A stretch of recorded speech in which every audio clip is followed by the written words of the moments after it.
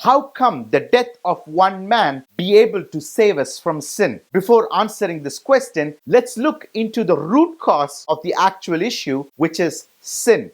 And then let's look into the impact of sin on humanity, and finally go into the solution that will answer this question. To understand the root cause of sin, let's analyze a behavior that's commonly considered a sin or inappropriate across all religions and cultures around the world. And this is having an inappropriate relationship outside of marriage. If you go and ask this man, why is he attracted to another woman who is not his wife, he will say that when he looks at a good-looking woman, instead of seeing the goodness that God has created, he sees evil, which is lust. And if you ask him, why is he not able to see the goodness that God created, he will just say that's how his brain functions. Now, if you try to understand when does brain become such that it looks at evil from the good that God created, you will understand that is how brain is formed even from birth.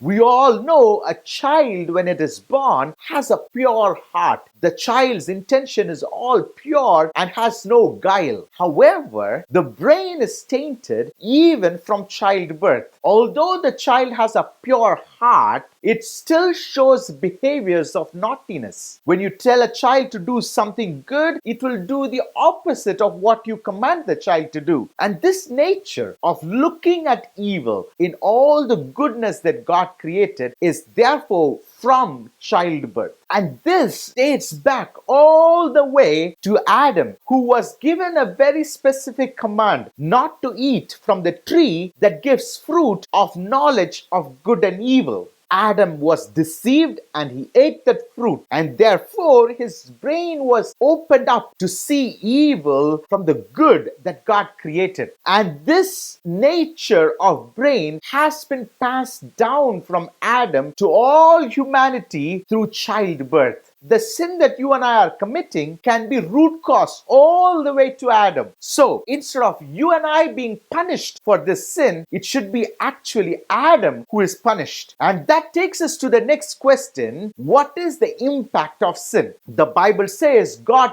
told Adam, if you eat from the fruit of knowledge of good and evil, you will surely die. However, on that day, God did not execute that penalty of death on Adam. He limited the impact of sin by driving him out of the Garden of Eden. Now, the penalty of sin is not yet executed and still on mankind. And therefore, most religions around the world follow some form of shadow execution of this penalty by killing an animal for the sins committed by man. And this is some sort of a mitigation until the actual penalty is executed. And that takes us to Jesus, who came into this world as a second Adam and took that penalty that was given to the original Adam. Now, you might ask me, why is the death of Jesus special when there are so many people who had even more gory death than Jesus? And the answer is on how Jesus came into this world. There are only two men in this whole world who were formed without sin. All the children born from the genealogy of Adam was passed down this flavor of that fruit that Adam ate, thereby making the minds of all humanity to be conceived with sin of seeing evil in the good that God created. But Jesus was the only one who was born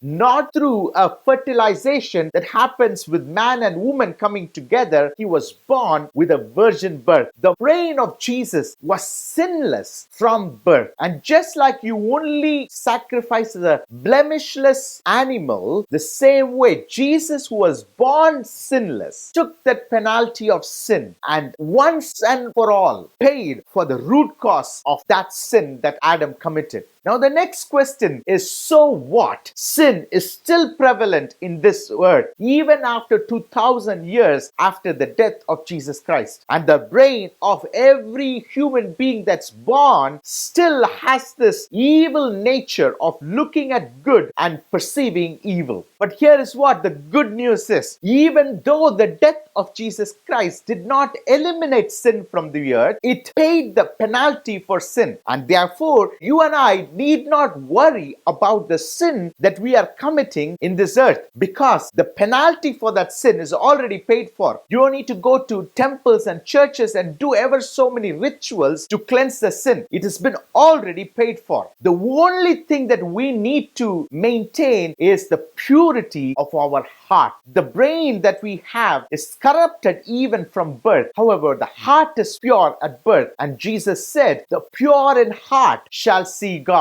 So you keep your heart clean from the influence of sin. Understand the truth, and the truth shall set you free.